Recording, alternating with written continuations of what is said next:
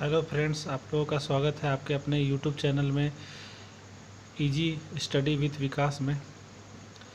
तो जैसा कि लास्ट क्लास में मैंने आपको चैप्टर 1 समझा दिया था, जिस चैप्टर का नाम था the emperor and the Nightingale. 1 है चैप्टर क्लास 6 का JCRT बुक में। अब आज क्या करते हैं कि इस चैप्टर का क्वेश्चन आंसर करते हैं। तो सबसे पहले जो है इसमें टिक द करेक्ट ऑप्शंस है, इस टिक द करेक्ट ऑप्शंस को पहले करते हैं। तो पूछा गया इसमें कि the emperor was from which country, तो वो राजा किस कंट्री का था, तो वो चाइना का था।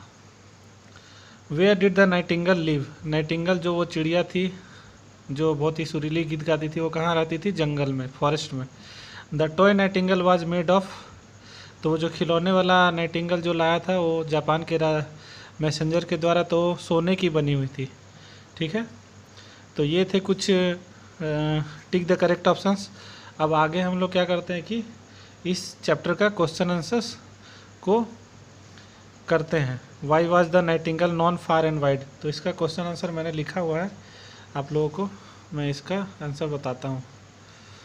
तो इसमें सबसे पहला क्वेश्चन है why was the Nightingale non far and wide. Nightingale की चर्चा जो है दूर दूर तक क्यों होती थी, तो the nightingale sang so melodiously that's why she was known far and wide, क्योंकि वह चिड़िया काफ़ी, उसकी आवाज़ सुरीली थी, इसलिए वह जो है पूरे दूर दूर तक उसका चर्चा होता था। अगला क्वेश्चन है who had seen the Nightingale, Nightingale जो चिड़िया थी उसको किसने देखा था, तो kitchen made had seen the nightingales, केवल वो राजा के घर की जो मेड थी, यानी जो काम करने वाली थी, उसने ही सिर्फ देखा था। अगला क्वेश्चन देखते हैं।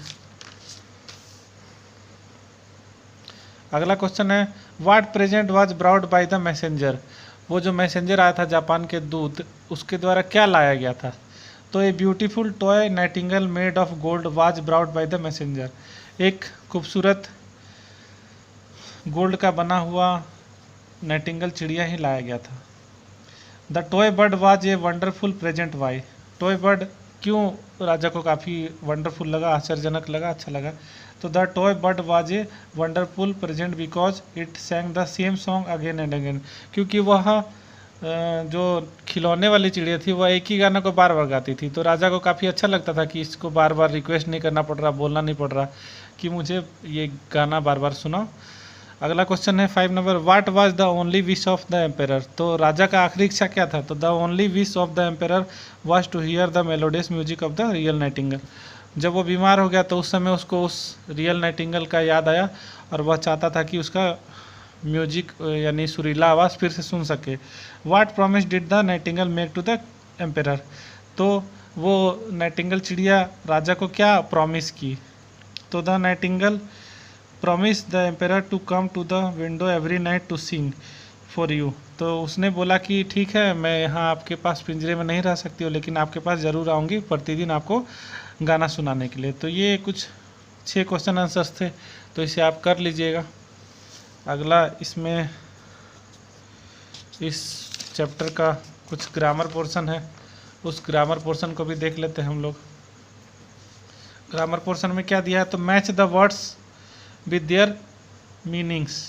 सिक, सिक का क्या होता है, इल होता है यानी बीमार। एम्पेरर, एम्पेरर मतलब राजा होता है। The supreme ruler of the kingdom.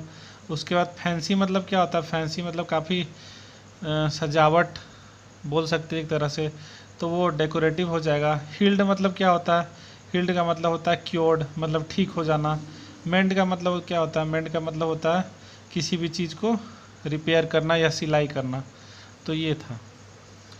अगला जो इसमें मेलोडियस, इसमें मैचिंग दिया है, मेलोडियस का होता है वॉइस, क्योंकि वॉइस मेलोडियस था उसका। ब्यूटीफुल का होता है ब्यूटीफुल थी टॉय, वो टॉय ब्यूटीफुल थी। मैजेस्टिक, मैजेस्टिक जो है पैलेस था स्टोरी में। अनहैप्पी, अनहैप्पी क्या था, कौन था अनहैप्पी, तो अनहैप्पी नाइटिंगेल हो गई थी एक समय। स्वीट, स्वीट क्या था, वॉइस था। स्वीट था, सॉन्ग था, हाँ सॉन्ग स्वीट था, वॉइस नहीं। अब उसके बाद fill in the blanks with suitable preposition, preposition के बारे में बोला गया है, ए एन द इन, वही सब होता है। प्रीपोजिशन होता है इन, ऑन, इनटू, एट, यही सब होता है सिंस। तो सबसे पहले इसको देख लेते हैं। पहला है the teacher is dash the classroom, तो इन द क्लासरूम होगा क्योंकि रूम में जब रहता है तो इन होता है। There is a tree dash my house, near my house होगा। We reach the school at 8 AM, क्योंकि टाइम के पहले AM लगता है। Saumya is living in this area since 2014 होगा। I am waiting to my friend, मैं अपने दोस्त के लिए वेट कर रहा हूँ।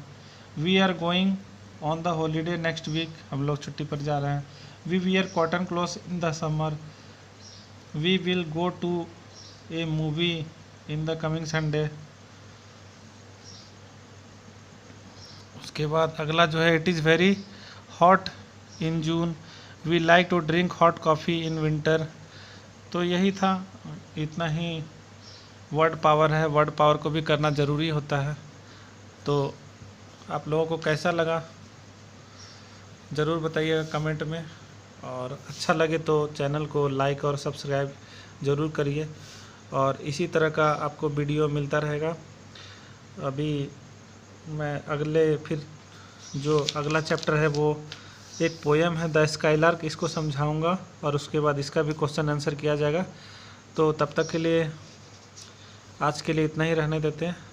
धन्यवाद आप लोगों का।